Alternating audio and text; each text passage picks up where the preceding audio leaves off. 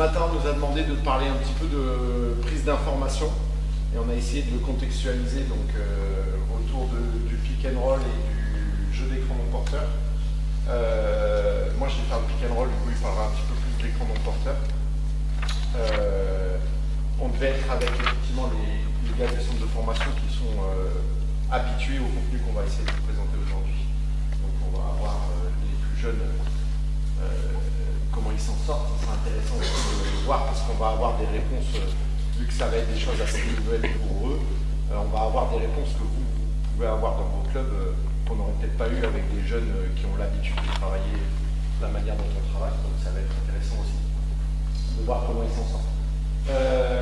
La première chose sur la prise d'information, c'est un gros mot, on peut y mettre beaucoup de choses derrière, donc l'idée ça va être de discuter dans un premier temps de qu'est-ce que nous on entend par prise d'information. Okay. Déjà, à quoi ça sert? À quoi ça sert de prendre des informations? On essaye, nous, de proposer un jeu qui est basé sur le choix. Voilà, on apporte beaucoup d'importance à la notion de choix. Et on essaye de rendre la notion de choix aux joueurs. Ça veut dire quoi, ça? Ça veut dire qu'on ne veut pas jouer à la PlayStation sur le bord du terrain et qu'un gamin se déplace d'un point A à un point B, d'un point B à un point C, sans comprendre pourquoi il doit aller du point A au point B, du point B au point C. Donc moi, ce qui va m'intéresser vraiment autour de la prise d'information, c'est la notion de choix et la notion de donner du sens. Donner du sens à ce que vous demandez à vos joueurs. Maintenant, donner du sens. Quand j'étais à votre place, tout le temps sur mes formations, j'ai une formation universitaire STAPS, tout le temps, mes profs en psycho, ils me disent donner du sens. Il faut donner du sens. Il faut donner du sens. Et j'avoue que pendant longtemps, j'ai pas compris ce que ça voulait dire. Pendant un moment, on me disait, on me rabâchait ça sur mes formations d'entraîneur aussi. Donne du sens, donne du sens, donne du sens. Moi, je suis quelqu'un d'assez pragmatique, ça vient du terrain. Donc, donner du sens, moi, j'ai résumé ça par chaque fois qu'un joueur fait quelque chose sur le terrain, sur le rectangle rouge, en dehors de la préparation physique, et même quand c'est de la préparation physique, dans certains cas, il faut qu'il comprenne à quoi ça va lui servir dans le jeu. Pour moi, donner du sens, c'est ça. Chaque fois que je fais quelque chose sur le terrain, je dois comprendre à quoi ça va me servir dans le jeu. Constamment. C'est-à-dire que je fais de la dextérité avec un ballon, avec deux ballons, je joue avec une balle de tennis, je fais un foot avec mes potes en train de dribbler et on joue au foot pour s'échauffer. Je dois comprendre à quoi ça va me servir sur le terrain. Pourquoi on est obnubilé par ça? Parce qu'on pense que s'il comprend ce qu'il fait et à quoi ça va lui servir, on va favoriser un truc qui m'obsède aussi, qui s'appelle le transfert d'apprentissage. Le transfert d'apprentissage, c'est la capacité à, je fais quelque chose de assez détaché du jeu sur le terrain, comment je le réutilise dans le jeu. Parce que, par exemple, il y a beaucoup de, je vais peut-être pas me faire de copain, mais c'est pas grave, il y a beaucoup de vidéos qui circulent sur les réseaux sociaux pour le moment où on voit des entraîneurs avec une chaise, des joueurs qui arrivent devant la chaise, jab, fin de tir, départ, step back. Oh, super. Techniquement, c'est magnifique. Techniquement, c'est somptueux. Par contre, arrivé dans le jeu, la seule réponse que le gars il a, c'est jab, départ croisé, step back, tir à 3 points. Le mec est en pression complète, jab, départ croisé, tir à 3 points. Le mec est loin, jab, départ croisé, tir à 3 points. Il y a un close-out attaqué, jab. Il y a un avantage autour d'un écran non porteur, par exemple, j'attrape la balle, ouais, ok. Zéro transfert d'apprentissage. Zéro transfert d'apprentissage. Je suis caricatural volontairement, mais zéro transfert d'apprentissage. Je ne dis pas que c'est pas intéressant de faire jab devant une chaise, mais pour moi, jab devant une chaise, ça devient intéressant quand j'ai compris dans quelle situation jab devant une chaise, ça va m'aider dans le match.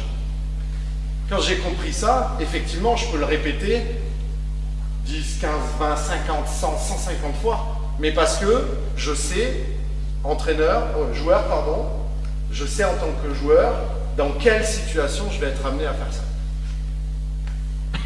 ça. Ça devient quelque chose qui va m'intéresser. Mais ça, c'est de l'expertise.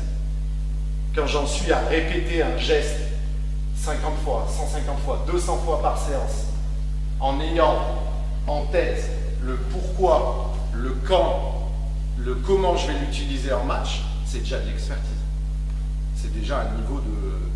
Nous, par exemple, sur le centre de formation, on n'y est pas. Peut-être avec les plus vieux espoirs. Peut-être avec les plus vieux espoirs. On commence à se dire, je suis capable de leur dire, de poser une chaise, par exemple sur un pick and roll, et de leur dire, ok, il y a rouge en défense, travaille techniquement. Rouge, c'est step out. Et le gamin va travailler techniquement parce qu'il sait, rouge, ok, ça va me demander quoi? Ça va me demander un dribble de recul.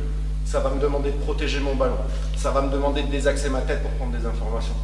Ça va me demander de dribbler fort pour garder du rythme. Ça va me demander de dribbler sur un pas, le joueur rentre, je le réattaque. Non, le joueur continue, je sors deux pas. Si je sors deux pas, qu'est-ce que je regarde? Où est-ce que je porte mon regard? Sur la cible, sur le jeu direct, sur le jeu indirect. Quelle relation de passe je vais chercher? Et tout ça, normalement, le joueur, avec l'expertise, il doit commencer à l'avoir en tête. Donc nous, après, le travail technique, c'est à eux de le faire. C'est à eux de répéter. Mais s'ils ont les intentions qu'il y a autour. Si la même situation de travail technique, je dis ok, maintenant c'est bleu. Bleu, c'est plus une défense agressive, c'est une défense qui est basse. C'est plus du tout la même chose. Ça ne va pas demander une même réponse technique. Donc on va travailler différemment. Mais ce travail-là, techniquement, ce travail technique de qualité, il est possible que si le gamin, il sait qu'est-ce que je dois faire autour de rouge, qu'est-ce que je dois faire autour de bleu, etc. etc. Ok? Est-ce que vous comprenez un peu l'idée de où je dois aller? Ouais? Okay.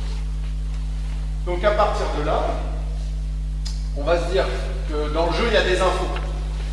Ça, c'est la première chose qu'on a dit. Dans le jeu, il y a des infos. Ok? Et au milieu, il y a le choix. Et le choix, il doit nous permettre d'avoir une action. Je prends une info, je fais un choix, je réalise une action. Tout notre basket, il est construit là-dessus. Si on peut résumer avec des mots, là c'est si, là c'est alors, et là c'est comment. Je m'explique. Si le défenseur step, alors il faut que je recule. Comment je le fais, c'est la technique. Si le défenseur du grand il est bas, alors je dois aller loin, ou alors je dois l'agresser, ou alors le alors ça vous appartient. Le alors c'est un truc de coach. Le alors, là on peut y mettre plein de choses. Mon alors autour du step, c'est peut-être pas du tout votre alors autour du step. Mon alors autour de l'attaque du 1 contre 1, c'est peut-être pas du tout le même alors que vous allez prendre. Si un joueur drive ligne de fond, alors le joueur à l'opposé doit bouger. Comment il bouge? Est-ce qu'il va corner? Est-ce qu'il remonte? Ça vous appartient. Moi, j'ai pas de souci avec ça. Même moi, j'arrive pas à me décider sur le alors. Je change toutes les années. Donc j'imagine bien que vous n'allez pas forcément être d'accord avec moi. Je suis déjà pas d'accord avec moi-même. Ok? Et le comment, le passage du choix à l'action, c'est le travail technique. C'est le travail technique. Donc ça veut dire que dans notre travail, quand on veut travailler le comment, donc techniquement, ce qui doit représenter chez les jeunes 80% du temps de mon travail, vous êtes bien d'accord? Et bien je ne peux pas enlever le si et le alors. C'est impossible. Ou alors je peux l'enlever, ça là, le si alors, je peux l'enlever, encore une fois, quand le joueur il a compris à quoi ça sert. Sinon, au départ, le si alors, il est important. Et qu'est-ce qui va me donner le si alors quand on parle par exemple de 1 contre 1? Eh bien, c'est le défenseur. Donc ça veut dire que le 1 contre 0, ça n'existe pas. Dans ma manière d'entraîner, le 1 contre 0 n'existe pratiquement pas. En échauffement, peut-être parce qu'on est obligé pour échauffer les gars et ne pas mettre d'opposition tout de suite. Mais dans le travail technique, il n'y a pas de 1 contre 0. Il y a du 1 contre 1 avec une défense maîtrisée, mais il y a très peu de 1 contre 0. Pour cette justification. Parce que ça m'intéresse de avoir, si la défense fait ça, alors je fais ça, et comment je fais ça. Maintenant, le comment. Insister un petit peu sur le comment. Le comment, on a dit que c'était la technique.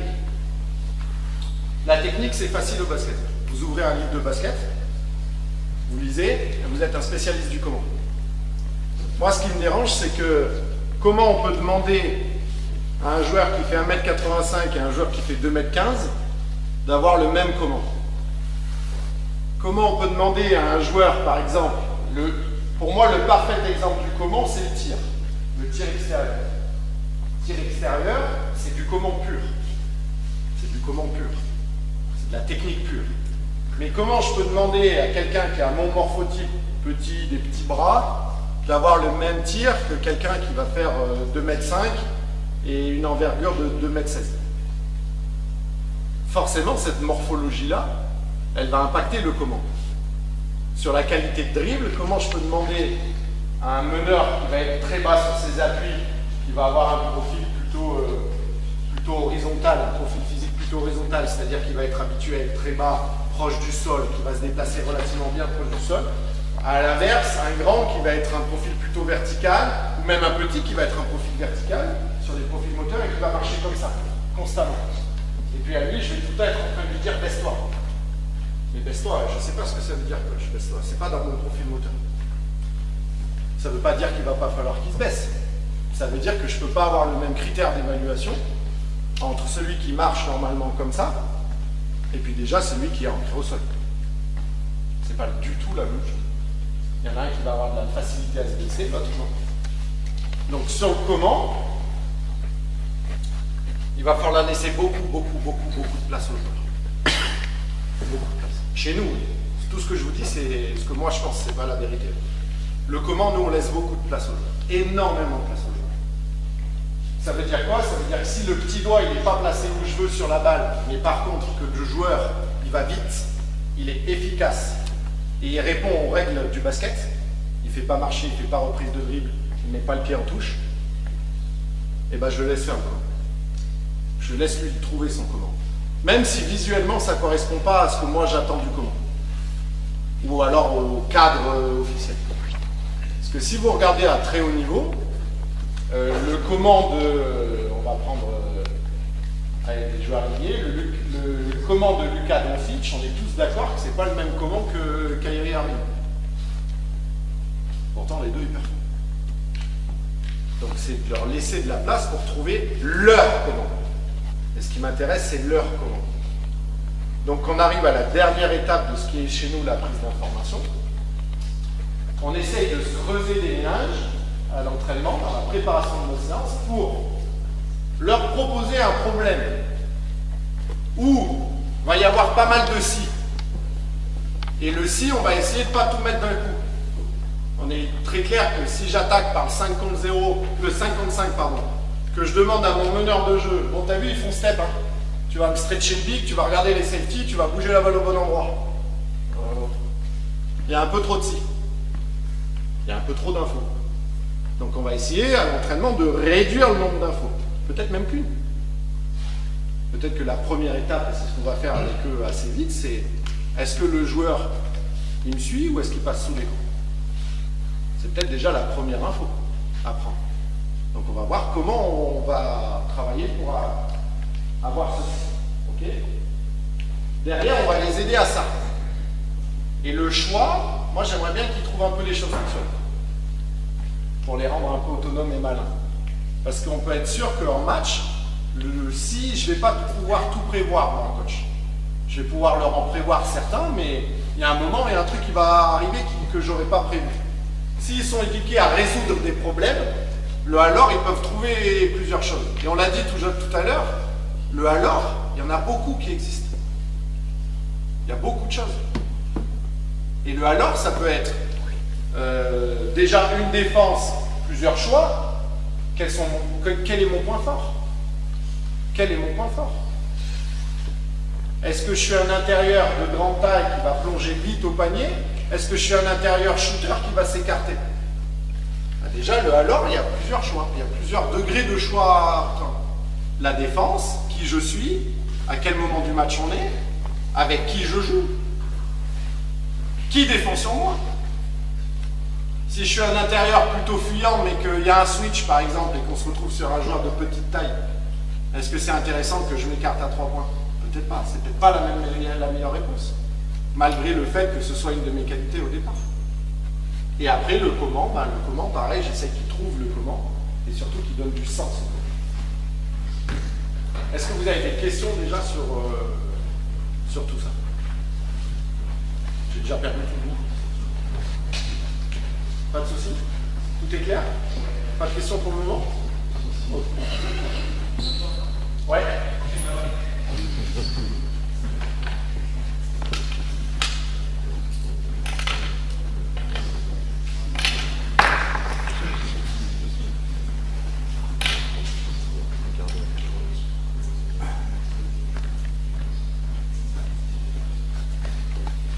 Donc, on va passer un peu plus sur l'entraînement. La première chose sur laquelle on essaye de passer beaucoup de temps à l'entraînement, c'est la relation avec la balle. La relation avec la balle. Parce que par exemple, pour ce qui est de l'écran porteur en tout cas, il va falloir que je prenne des infos autres que mon ballon. C'est-à-dire que tout ce que je vous raconte, si votre joueur il passe son temps à dribbler comme ça, bah déjà on peut oublier. Parce que la seule info qu'il va prendre, c'est ses jolies chaussures et le ballon. Donc déjà, avant de rentrer dans des si la défense, machin, c'est est-ce que je suis capable de prendre des informations? Est-ce que je suis capable de prendre des informations? Si je passe mon temps le regard au sol, bah c'est sûr que je suis incapable de prendre des informations. Donc le regard au sol, ça paraît facile. Et il y a d'autres choses qui vont m'intéresser. C'est-à-dire qu'on joue en 3 dimensions au basket. On joue en 3 dimensions. On va devant, derrière, ça c'est sûr, mais on va aussi sur le côté. On va aussi sur le côté. Et il va falloir que je prenne des informations qui se passent pas forcément face à moi. Il y a aussi beaucoup d'informations qui vont se passer ici. Donc il y a tout un travail de désaxer la tête. Ça peut paraître tout bête, mais juste ce travail-là, apprendre à un jeune homme à courir comme ça, en regardant ce qui se passe là et là, c'est pas si facile que ça. Notamment quand après il va falloir que je lui mette un ballon. Donc la première chose dans la prise d'info, c'est travailler est-ce que je suis capable de prendre des informations? Donc tout ce qui va être les jeux de regard. Ok? Vision centrale, vision périphérique. Je regarde devant moi, je suis capable de désaxer ma tête pour prendre des informations sur ce qui se passe à côté de moi. Ok? Et ça sur plein de situations. Donc on a un petit jeu de changement. Vous prenez un ballon chacun, vous passez par le haut. Allez! Et devant. C'est simple, pour commencer, il n'y a pas de tir, on va tourner autour du terrain, d'accord? Vous êtes par deux, un devant, un derrière. Face au gars. Tout le monde passe au gars. Voilà. C'est ton moteur. Ok? Passez tout derrière. Une fois qu'ils sont arrivés à peu près la deuxième ligne, vous pouvez partir. Ok? Tu limites tout ce qu'il fait. Je prends pas la tête, dribble entre les jambes, je change de main, cross, hop, et tu limites tout ce qu'il fait. C'est bon? Allez, on va faire comme ça. Et juste les danses avec la balle, et on met déjà du style. On met déjà du style parce qu'il y a ce qui fait le mec devant moi.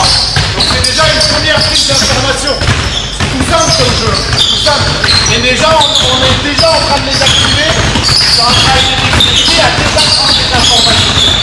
Là, on est déjà sur un travail juste au sol, parce qu'on est sur un travail face. C'est-à-dire que je suis en train de prendre des informations sur quelqu'un qui est devant moi. C'est ça le... On ne lève pas tout, vous arrivez.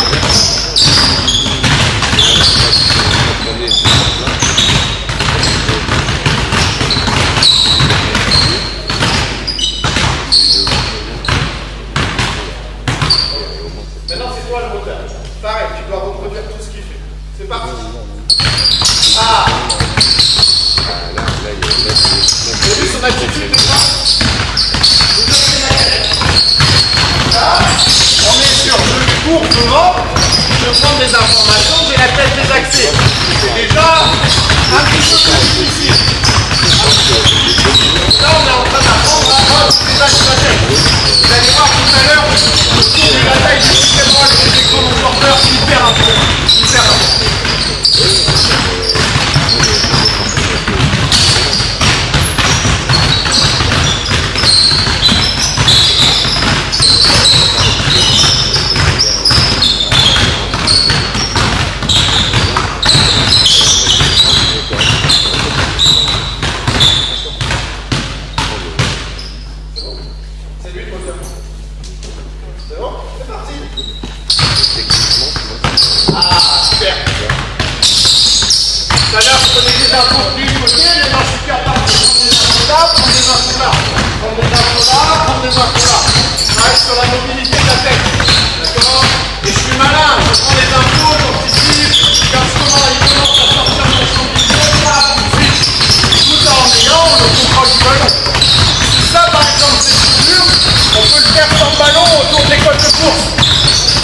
Monter ballon, slide, vous entendez le problème du ballon. Si par exemple avec les jeunes inférieurs, il a des séries que sur les coques de course. Vous avez les ballons de course.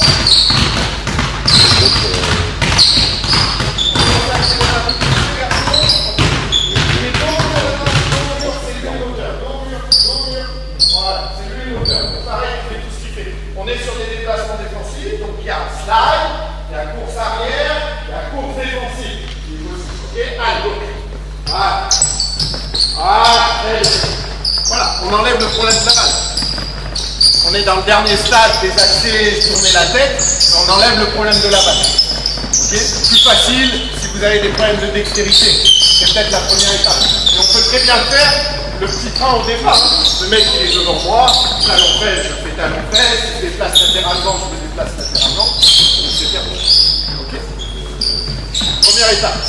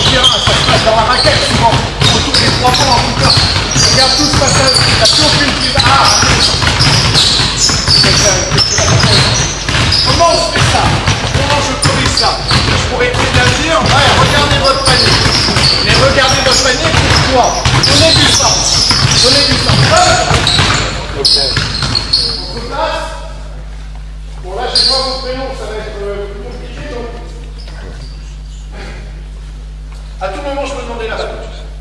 Ok, si je demande la balle, le premier qui est entre le flot et les suivants, il me donne la balle. Je peux la demander de ce côté, je peux la demander de l'autre. C'est bon, t'es prêt? Allez, go, go, go. Go, go, go. Go. Ah, pas mal. Ah, ça c'est mieux. C'est bien. Allez, enchaîne. Enchaîne.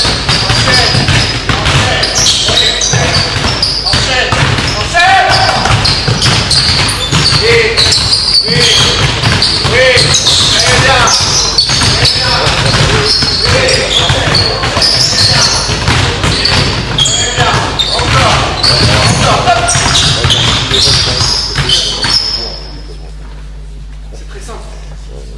Mais déjà, juste en posant des problèmes, j'ai rien demandé de technique. J'ai juste posé des problèmes, j'ai juste mis des conditions à mes exercices et j'agis sur la technique. Par contre, j'ai eu plusieurs réactions. J'ai eu des gens qui désaxaient énormément leur tête et qui garder les épaules assez droites. Ok. J'ai des gens qui s'ouvraient un petit peu, regardaient devant et s'utilisaient leur regard périphérique. Ça, c'est propre à chacun. Ça, c'est propre à chacun. Tant que moi, le résultat, il est bon, qu'il me voit, le reste, ça me va. On complexifie la tâche. On complexifie la tâche. Hugo, tu peux venir, s'il te plaît?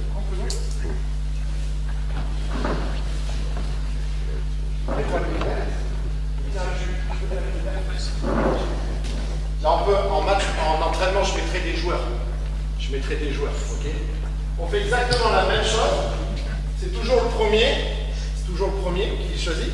Mais Hugo, il peut demander la balle pour vous. Jules, il peut demander la balle pour vous. Moi, je peux demander la balle. Donc, si on est deux à demander la balle, vous faites un choix. Okay? N'oubliez pas qu'il décide du temps de jeu le week-end. C'est bon? Allez, go! Vas-y. Voilà. On fait pas trop. Très bien. Oui, très bien.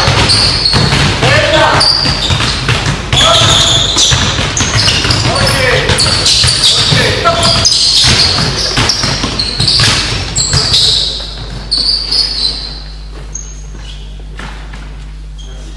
Sur quoi on joue? Qu'est-ce que je bosse? Capacité à vision centrale, vision périphérique. C'est-à-dire qu'au bout d'un moment, tout à l'heure, c'était simple, il n'y avait qu'une seule cible. Donc, soit je me mettais en vision centrale en désaxant ma tête sur la cible, soit je restais plutôt centré et j'utilisais ma vision périphérique pour voir la cible. Là, il y a deux cibles. Une dans mon champ de vision centrale, une dans mon champ de vision périphérique.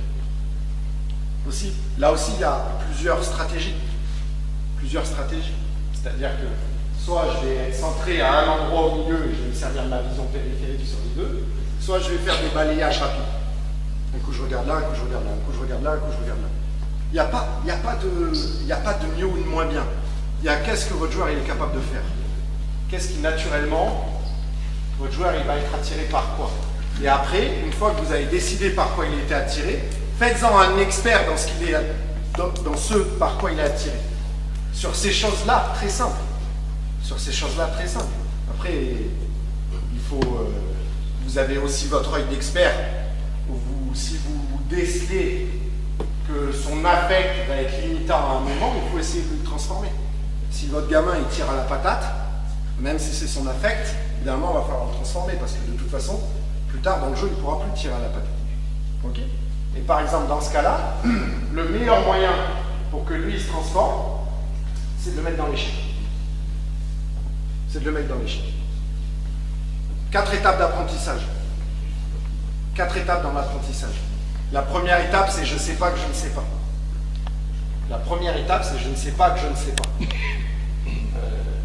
Vous n'avez jamais conduit de voiture votre vie. Vous voyez des voitures passer par des experts, vous vous dites, putain, ça a l'air bien, ça, cool. Putain, je vais essayer. On ouvre la porte, on vous met au volant. Putain, c'est quoi le levier de vitesse, c'est quoi les 3 pédales, c'est quoi le volant? La première étape d'apprentissage, vous avez pris conscience que vous ne savez pas conduire. La première étape. Donc si vous voulez qu'un joueur il change, la première étape c'est qu'il doit prendre le mur. Tant qu'il ne prendra pas le mur, il ne changera pas. Parce qu'il ne comprendra pas pourquoi il doit changer. C'est la première étape des premières étapes. Et après, le mettre dans le mur, c'est assez facile. Hein. Si vous creusez un peu les ménages, quelqu'un qui va tout le temps à droite, par exemple, qui ne veut jamais utiliser sa main gauche, vous attrapez le défenseur, donc il n'y a plus de travail 1 contre 0, il n'y a que du travail 1 contre 1. Vous lui dites, tu lui fermes sa main droite. Tout le temps. Et vous vous mettez un exercice où c'est facile pour le défenseur de fermer sa main droite. Bon, au bout d'un moment, il va y aller à gauche, le petit. À force de perdre le ballon parce qu'il dribble main droite, il va y aller à gauche. Et puis là, après, il faut l'accompagner. Vous imaginez, le gamin, il vient de se rendre compte qu'il ne savait pas faire quelque chose, donc il a pris une grande gifle. Si vous êtes là, ah, t'as vu, je t'avais dit, hein. Si par contre, ah, bien, continue à aller main gauche, vas-y, continue. Tu vas voir, tu vas trouver des solutions. Encourager la réussite. Pas pointer les échecs. Encourager la réussite. C'est pas la même chose, pédagogie. Je ne dis pas qu'il ne faut pas mettre les joueurs face à leur échec, au contraire, je viens de vous le dire, il faut mettre les joueurs dans le mur pour qu'ils avancent. Ça, il n'y a pas de problème, mais encourager la réussite. Plus que de pointer les échecs. Okay, on dit souvent quand un joueur fait pas bien quelque chose, on l'encourage rarement quand il fait bien les choses. Et au-delà de l'encourager, c'est de lui dire hop, hop, hop, hop, hop, stop, qu'est-ce qui vient de se passer là? Ah bah, j'ai pris un bris de main gauche, j'ai été mettre un lay-up. Ok, pourquoi tu as fait ça?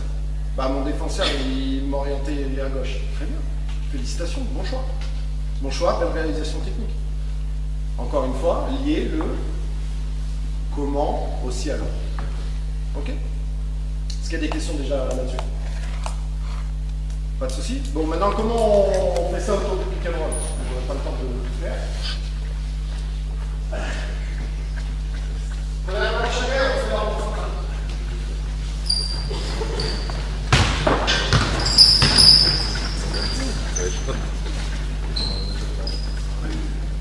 ça, c'est mon big man. Big man, il porte des braisés.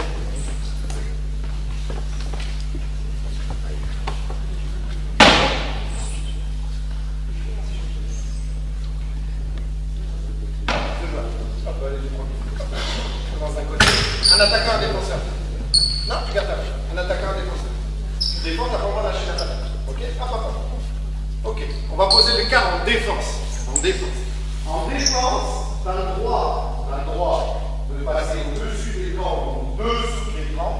Par contre, si tu passes en dessous de l'écran, tu n'as pas le droit de passer deux fois de suite en dessous de l'écran. Ok? Une fois en dessus, ok? Deux fois en dessus, ok? Parfait. Dessous, tu n'as pas le droit. Tu te débrouilles. Go!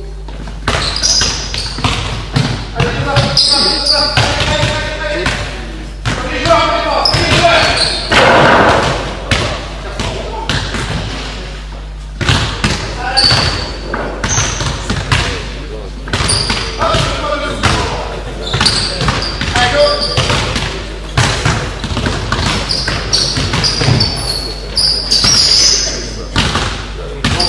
Là, je corrige pas trop, parce qu'ils sont déjà dans la découverte de la situation. Donc déjà, ils sont en train de réfléchir à qu'est-ce qui se passe dans cette situation-là.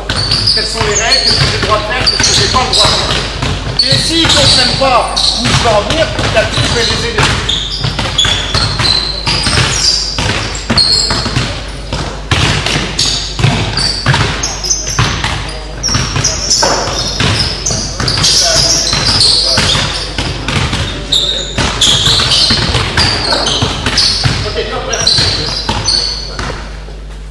Qu'est-ce que je viens de créer? J'ai pas parlé de pick and roll. On est bien d'accord, à aucun moment j'ai dit j'ai parlé de pick and roll. Qu'est-ce que je viens de créer? Je viens de créer déjà deux réponses tactiques. Le joueur me suit, je vais pouvoir être agressif autour du pick and roll. Le joueur passe dessous, il va falloir que je sois dans une logique peut-être de pick-repick. Ils l'ont trouvé tout seul. À aucun moment j'ai parlé à l'attaque. Et on est d'accord, je vous ai jamais fait faire exercer ça. Ils ont trouvé tout seuls. Ils ont trouvé tout seuls deux choix de coach. Après, on va les affiner, les choix de coach. On va mettre d'autres contraintes. Mais déjà, ils ont trouvé deux choix de coach.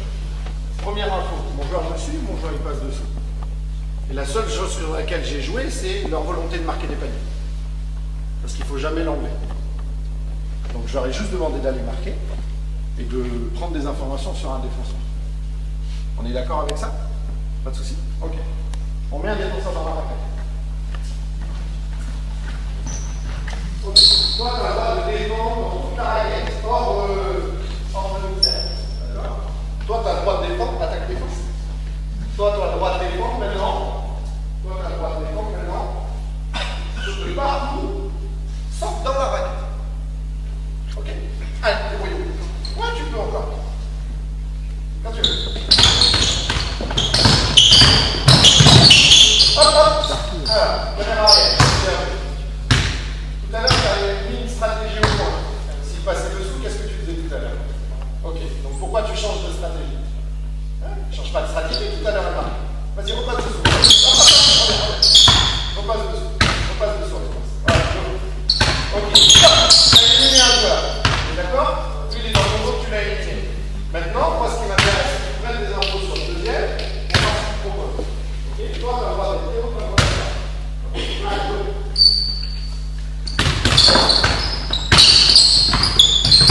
Très bien. Allez, on enchaîne.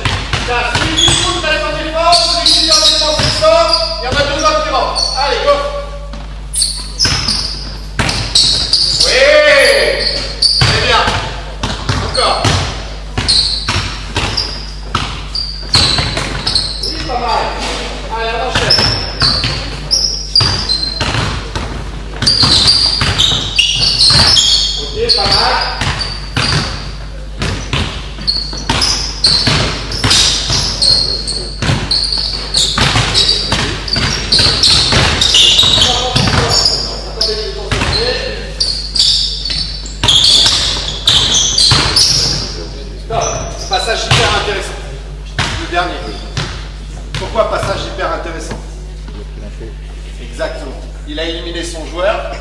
s'est arrêté, il a attendu le contact, il a regardé ce qui se passait derrière, après il a regardé ce qui se passait devant.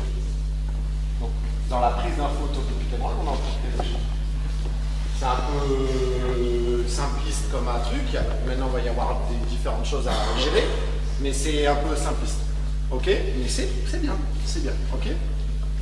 C'est un peu tôt pour eux, mais par exemple avec les notes. Ok? On a eu une réponse tout à l'heure. Où lui a suivi, ok? Lui a suivi. J'ai créé un vrai espace, il a tapé dans l'écran. Lui était bas, et j'ai pris un pull-up ici. Ok? Ça, par exemple, c'est le genre de tir au centre de formation qu'on ne veut pas. Pourquoi on ne veut pas? Parce que statistiquement, que je tire là ou là, c'est pratiquement pareil. On est tous d'accord? Par contre, si je mets 2 tirs là, pour avoir l'équivalent, il faut que j'en mette 3 là. C'est tout con, hein? Mais statistiquement, je vais être plus efficient si je prends le pull-up ici. On est d'accord? Donc, c'est un peu tôt pour eux, parce que techniquement, ils ne sont pas en capacité tous de le faire. Donc, je ne vais pas les mettre dans la difficulté. Mais par exemple, l'étape d'après, sur le même exercice, ça serait de dire pas de pull-up à 2 points. Pas de pull-up à 2 points. Que des pull-up à 3 points. Qu'est-ce qu'on va créer comme réponse? On va créer ce genre de réponse. Ok? Ici, il a décidé de me suivre. Donc la première chose que je vais chercher en fonction de lui, c'est le pull-up. Okay. Donc pour me créer un pull-up par rapport à lui, et soit un peu plus haut quand même. Voilà. Ok, maintenant tu as le droit de défendre aussi dans le demi-cercle. Okay. Voilà. La deuxième info que je prends, c'est le défenseur du grand. Donc j'ai hiérarchisé les informations. 1, est-ce qu'il me suit, est-ce qu'il passe dessous? 2, qu'est-ce qu'il fait? Est-ce qu'il est bas, est-ce qu'il est haut? S'il est bas, il y a des chances que là, par exemple, il y a des chances que la réponse ce soit le pull-up. On a dit que le pull-up à 2 points, il était interdit. Donc, je vais créer de l'espace avec lui.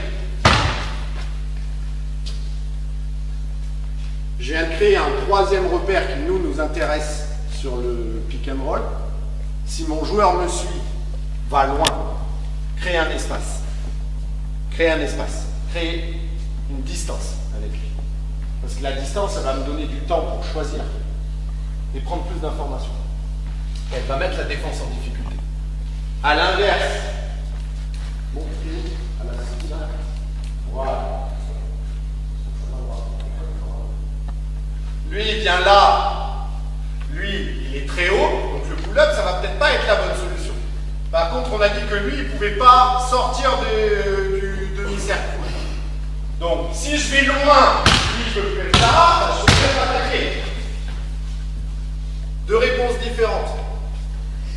2 réponses qui correspondent chez nous, par exemple, à une défense, on dit drop. C'est une défense où le défenseur du grand, il va très vite descendre. Il va être à hauteur de l'écran au départ. Il va être à hauteur de l'écran au départ, le défenseur du grand. Et quand lui, il va sortir de l'écran, il va tout de suite descendre. Donc 2 réponses par rapport à ça. Soit j'ai le tir, soit je peux être agressif. Mais ces réponses-là, je ne les ai pas amenées. Je ne les ai pas moi données. J'ai créé des conditions d'exercice pour que les joueurs, petit à petit, ils trouvent ces réponses-là. Donc, on a mis du si. On se débrouille pour que ça, ils le trouvent plutôt tout seul. S'ils n'y arrivent pas, on va les aider.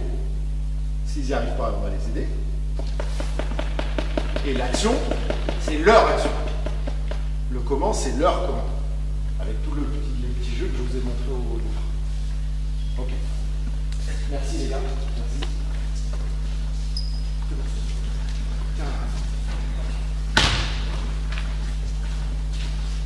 On m'a dit 45 minutes et 15 minutes de questions. 45 minutes. J'ai pas été aussi loin que je voulais. Je voulais vous montrer avec les 2 ou 3 quarts en piéton si vous n'avez pas de questions. Pour vous montrer un petit peu sur le centre de formation jusqu'où on va, juste dans le 2-2, en termes de si alors comment. Okay, je pense que c'est intéressant que vous ayez la réalité aussi de l'exigence qu'on peut avoir autour du centre de formation. Okay, est-ce que déjà là-dessus vous avez des questions, des remarques, des critiques? Parce qu'il faut être critique. Soit j'ai été très bon, soit j'ai été très nul. Dis-moi.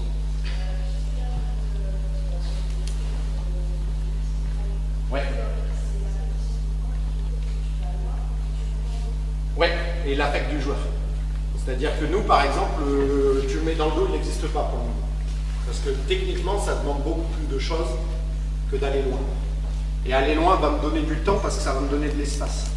Alors que mettre dans le dos, ça restreint énormément les espaces. Donc ça demande un niveau d'expertise beaucoup plus élevé.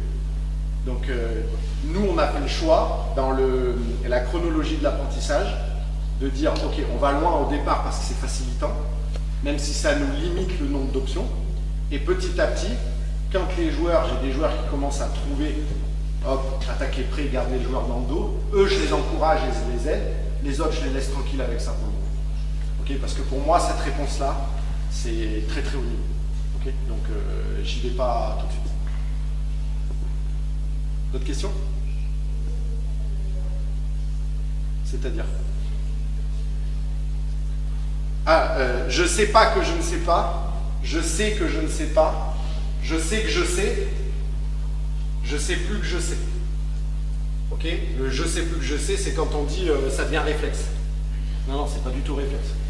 Mais c'est que je le sais tellement, j'ai tellement l'habitude de le faire que je n'ai plus conscience des étapes mentales ou motrices que ça me demande. Ok? Si par exemple vous êtes venu en voiture ce matin, si je vous dis j'ai pris la route de Laval, je suis sorti à telle sortie, etc., etc. Non, ça c'est pas le comment, ça c'est par où vous êtes passé. Comment vous avez fait, c'est que vous avez mis la clé dans la voiture, vous avez tourné, vous avez embrayé, vous avez passé vous avez débrayé, vous avez passé votre première vitesse, hop, accéléré en même temps, lâché, passé le virage des rapports, etc. Ça c'est le comment. Ça le comment, vous en avez absolument plus conscience. Absolument plus conscience. C'est-à-dire que c'est tellement ancré que vous pouvez libérer de l'attention pour ce qui se passe sur la route. C'est exactement la même chose au basket. Si vous voulez que vos joueurs puissent prendre des informations et libérer de l'attention, il faut que le comment, ça devienne j'aime pas l'expression réflexe parce que c'est pas vraiment réflexe, mais automatique. Automatique, ok? Et l'étape pour passer de je sais que je ne sais pas, j'ai pris le mur, à je sais pas que je sais, c'est je sais que je sais. Je sais que je sais, c'est que je me sens capable de faire, mais ça me demande encore beaucoup de concentration et d'analyse pour le faire. Mais par contre, je commence à réussir à le faire. Et là, c'est là où la répétition, elle va énormément compter. Énormément compter. Ok. Il y a un point qui est intéressant sur ta démarche. Avec la situation, il y a plusieurs choix et donc tu as eu plusieurs réponses. Ouais. Comment tu fais face à un ensemble de réponses qui te paraissent bonnes et intéressantes, en lien avec eux, leurs capacités, comme tu disais tout à l'heure, mais prendre le temps de poser ça pour me dire ce que tu as fait c'est bien parce que des fois ils le font de manière instinctive. Ouais. Comment tu fais pour poser ça quasiment pour tous les joueurs? Je discute avec eux et je les interroge. Ok, stop, qu'est-ce que tu vois? Bah ça, ok, t'as répondu comment? Comme ça, intéressant. Est-ce qu'il n'y avait pas une meilleure façon de répondre? Ah, peut-être que si je fais ça, essaie. Ça prend du temps, je vais dire. Comment tu fais pour prendre le temps? Moi, je le prends. Je le prends. Mais ça veut dire aussi qu'on a un cahier de jeu. Par exemple, ces deux approches du basket différentes, il n'y en a pas une mieux que l'autre. Il n'y a aucun jugement de valeur dans ce que je vais dire. Et les résultats parlent pour eux. Donc, je n'ai pas de souci avec ça, mais on joue Blois cet après-midi avec les espoirs. Okay, qui fait une très très belle saison pour un pro. Très très belle saison. Et j'ai beaucoup de respect pour ce qu'ils font comme travail. C'est juste que j'ai une approche différente des choses. J'ai scouté 2 matchs, je suis à 19 systèmes de jeu. 19 systèmes de jeu chez eux. Okay, nous, on joue sur 6. 2 approches complètement différentes. Il n'y en a pas une qui performe mieux que l'autre. Si, leur performe mieux que l'autre, que la nôtre, au vu des résultats. Mais c'est 2 approches différentes. Mais tu comprends bien que si j'ai 19 systèmes à faire apprendre aux joueurs, j'ai moins de temps que si j'en ai 6 pour travailler ce genre de conneries. Tu comprends? Ou alors c'est la connerie de faire travailler 19 systèmes pour avoir le temps de travailler des choses importantes comme ça. Ça, c'est pas à moi de le juger, c'est une approche, j'ai fait un choix. J'essaye d'aller à 100% dans le choix que j'ai fait. D'autres questions? Ouais. À partir de quelle catégorie ou de quel âge? Parce que tous les gamins tu parlais, tu penses que le pick and roll peut être enseigné? Et ma deuxième question, c'est quelle est pour toi la stratégie défensive la plus pertinente à enseigner dès le début sur le pick and roll? Vaste question. Sur le pick and roll, je ne te donnerai pas de catégorie d'âge, je te parlerai d'avancement de tes joueurs. Par exemple, j'ai eu la chance de travailler dans le département de la Loire et de m'occuper des sélections de la Loire, qui est une terre plutôt basket. Et c'est rigolo, il joue à Blois maintenant, en pro. Dans l'équipe, la première année où j'étais en sélection, on avait Timothée Vergia. Timothée Vergia qui joue en Blois en Betclic Elite maintenant, qui est un joli petit joueur, qui a un gros QI basket. Lui, par exemple, en U13, pick and roll sans aucun problème. Sans aucun problème. C'est-à-dire que même lui, il savait plus de choses sur le pick and roll que moi.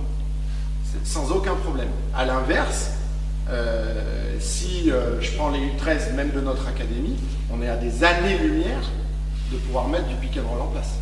C'est-à-dire que quand moi, par exemple, je vais avoir un match de U15 élite et que les mecs ils courent tous au milieu du terrain, je ne dis pas que c'est ce que je vois tout le temps, mais c'est ce qui m'arrive de le voir. Quand les mecs ne savent pas où courir déjà dans le jeu rapide, avant de parler du pick and roll, il y a des choses à faire. Si par contre, dans ton avancement, tu es en U15 élite, tes gamins ils courent bien, ils ont un enchaînement qui est plutôt intéressant, ils ont des phases de transition, attaque-défense, défense-attaque qui sont maîtrisées, moi je pense que le pick and roll c'est une étape qui est intéressante et qui peut arriver très vite. Donc te donner une catégorie d'âge, je ne sais pas. À l'inverse, moi j'ai entraîné des U17 en club, sur Lyon, il n'y avait pas de pick and roll. On était déjà sur courir dans les bons espaces, être capable d'enchaîner. On était sur une motion 4 au large à l'intérieur, passer voir, rééquilibrer, attaquer des intervalles. Voilà. Et puis au fur et à mesure, dans l'année, à l'intérieur de ça, on a commencé à amener le pick and roll. Et puis petit à petit. Donc te répondre en termes d'âge, j'en ai aucune idée. Te répondre en termes de compétences, c'est propre à chacun. Par exemple, pour moi, les espaces de course sont importants. Mais c'est ma philosophie à moi. Je ne vous demande pas du tout de partager ce choix-là. C'est comment moi je ressens les choses. Si toi tu juges qu'un gamin qui court n'importe où, c'est pas important, mais que la maîtrise du pick and roll elle est importante, moi je ne peux pas te dire si tu as raison ou que j'ai raison. C'est juste un choix. Voilà. Et après, par contre, il faut l'assumer et mettre le choix en fonction. Ce que je sais par contre, c'est que si tu fais un peu de courir de partout, un peu de pick and roll, un peu d'écran d'emporteur, un peu de post-up, un peu de 1 contre 1, un peu de machin, un peu de truc, à la fin, il ne va pas rester beaucoup de 1. Donc c'est le seul... Faites des choix. Et après, allez au bout de vos choix. La deuxième réponse sur quelle est la meilleure défense possible. Encore une fois, je ne sais pas. Non. Quelle est la meilleure... Faut attaquer par quelle défense? Non, sur l'apprentissage. Oui, sur l'apprentissage. C'est-à-dire que c'est pas le... Alors... C'est pareil que sur le pick and roll, parce que tu parlais du 13, si je ne me trompe pas, en U13, on n'a pas le droit de faire des écrans porteurs. Je sais pas, ça change de comité en comité. Ouais, il me semble. Bon. Bah ça par exemple, non, mais après, les représentants de la Fédération française, bouchez-vous les oreilles, je pense que c'est une grosse connerie. Tu vois, je dis pas que c'est une connerie d'interdire les écrans U13 quand des U13 qui n'ont pas les capacités de faire des écrans font des écrans. Tu vois, ça devient une connerie d'interdire les écrans en U13 parce que nous, coach, en U13, on veut gagner et qu'on fout des écrans sur des gamins qui ne sont pas capables d'en faire. Et que le seul levier que la Fédé, elle trouve, c'est de nous punir au lieu de nous éduquer. Ou qu'on s'éduque nous-mêmes. La place du championnat en U13, je ne dis pas qu'il ne faut pas apprendre à gagner, je suis un vrai compétiteur. Mais est-ce que je suis prêt à tout pour gagner? C'est différent. Donc la connerie d'interdire la connerie du bâton parce qu'on manque d'éducation, je suis moins fan. Mais c'était un coup de gueule. Je n'ai pas répondu à la deuxième. Ah, j'ai pas répondu à la deuxième question, pardon.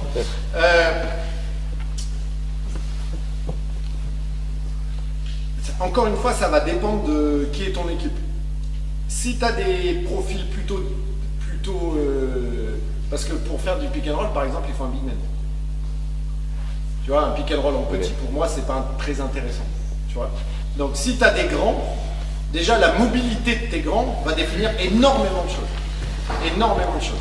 C'est-à-dire que si tu demandes à un grand U15 qui a zéro mobilité de faire des steps jusqu'au middle, il ne va pas y arriver.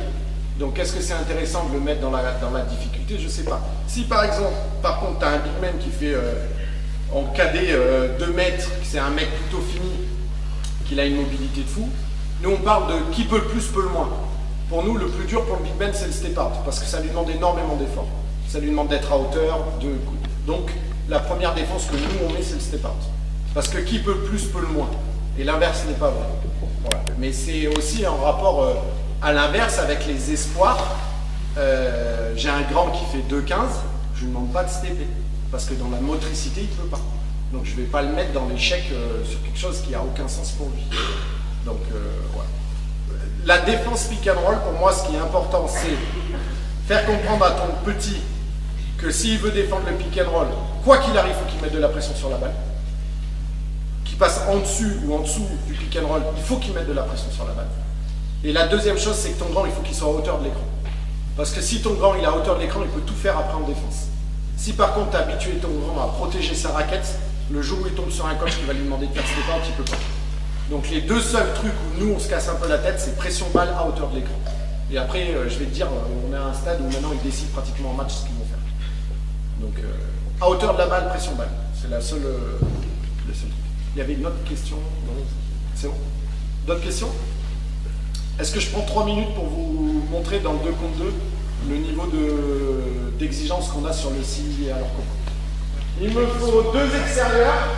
Les 2 meneurs, très bien. Les 2 ports et les autres. Il y a un autre intérieur, et qui joue plus en intérieur.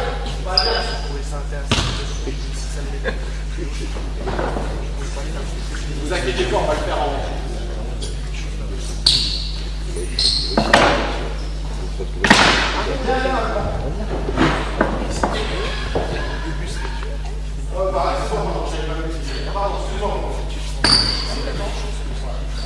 Ok. Donc dans le travail technique déjà, il va y avoir tout ce qui est poste d'écran, etc. J'y reviens. Évidemment. Ok. Première situation, premier niveau de lecture qu'on va lui demander à lui, le big man. Avant de poser le premier drill, je veux que tu aies pris des informations sur le big man, sur le défenseur du big man. Il est à hauteur de l'écran, il n'est pas à hauteur de l'écran. Ça déjà, ça va me permettre de découper beaucoup de choses. Parce que si vous voulez, nous, il y a pick and roll. 1 défense, 2 défenses, 3 défenses.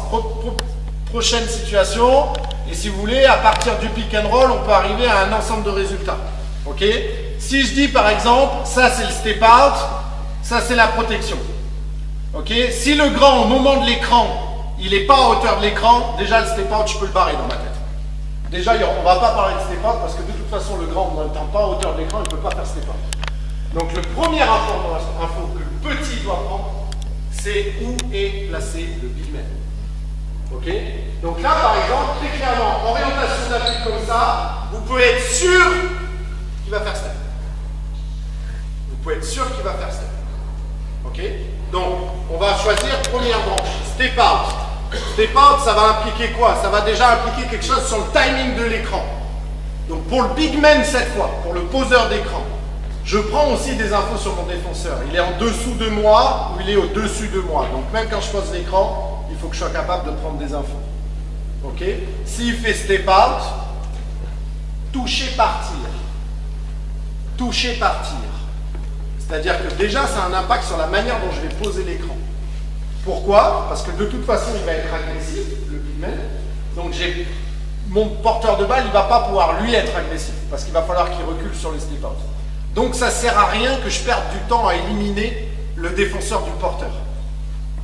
Ok? Par contre, si je touche et que je pars très vite, le big man, vu qu'il va sortir, je vais créer un vrai avantage dans le rôle. Ok? Donc si on est sur le step out, on est sur toucher, partir. Ok? Pour le porteur d'écran, s'il identifie que le big man il veut stepper, il n'est pas obligé d'attendre l'écran. Parce que vu qu'on ne va pas demander au big man de vraiment maintenir son écran, on a moins de risque d'écran mobile, et ça va m'intéresser de pouvoir peut-être battre le step en partant un petit peu autour, avant l'écran. Vous voyez déjà, juste sur la hauteur de l'écran, ça définit déjà la hauteur du big man, ça définit déjà pas mal de choses. À l'inverse, s'il te plaît.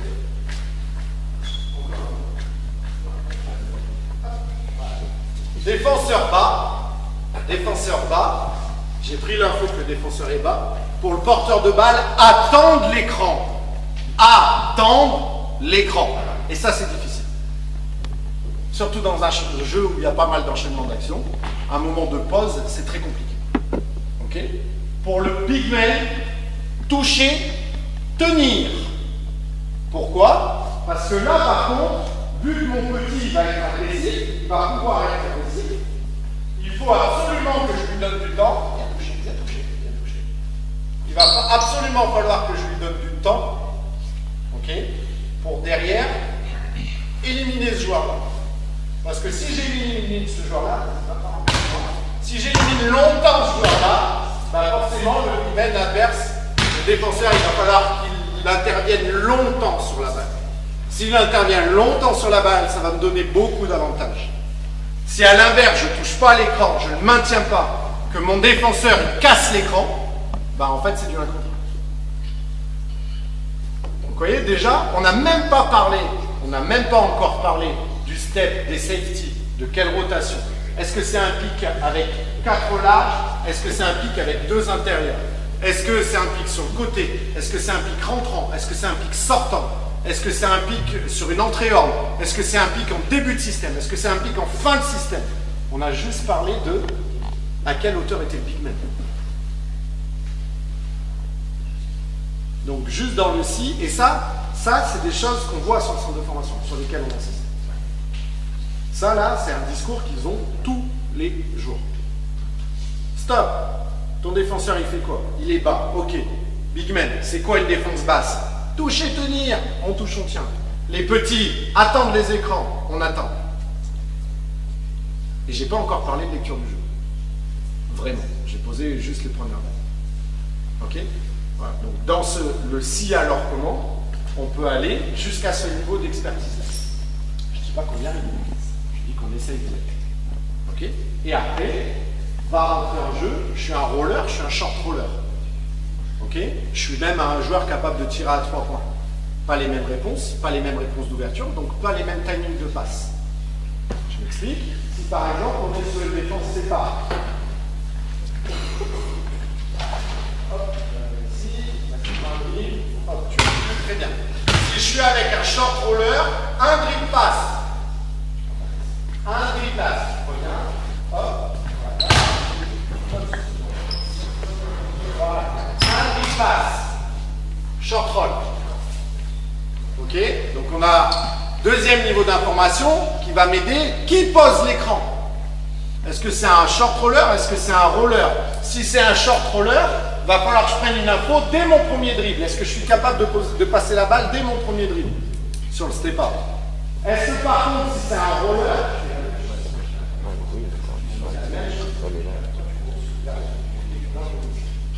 ok, si c'est un roller, battre le step.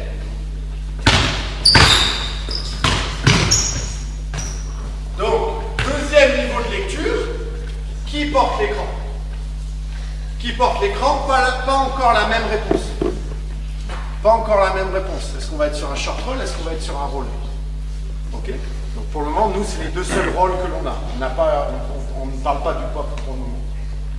Ok? Et ainsi de suite, ainsi de suite, ainsi de suite. Mais c'est au centre de formation, c'est à ce niveau d'exigence. Dès la première année. Dès la première année. Ok? Merci les gars. Est-ce que vous avez des questions rapides avant de finir? Oui, j'ai une dernière question. Ouais. Si je peux me permettre. Là sur l'ouverture, là, il ouvre en faisant un reverse. Ouais. Il ouvre aussi en est-ce que je suis un roller? Est-ce que je suis un short roller? La question, elle ne se pose pas. Top, tu sais qui tu es et qu'est-ce que tu veux. Par exemple, je suis un short roller, je vais demander au gars, je veux tout le temps que tu vois la balle. Au bout d'un moment, si je porte l'écran, le pic il est là, si je fais ça, je ne vois plus la balle, si je suis un short roller. Donc la seule solution que j'ai, c'est de faire ça, pour être tout le temps en contact visuel avec la balle. À l'inverse, je suis un roller, je m'en fous que tu vois la balle, je veux que tu ailles vite dans la zone où c'est intéressant de te donner la balle. Piquer, sprinter. Donc ça répond à qui je suis en fait, qui je suis.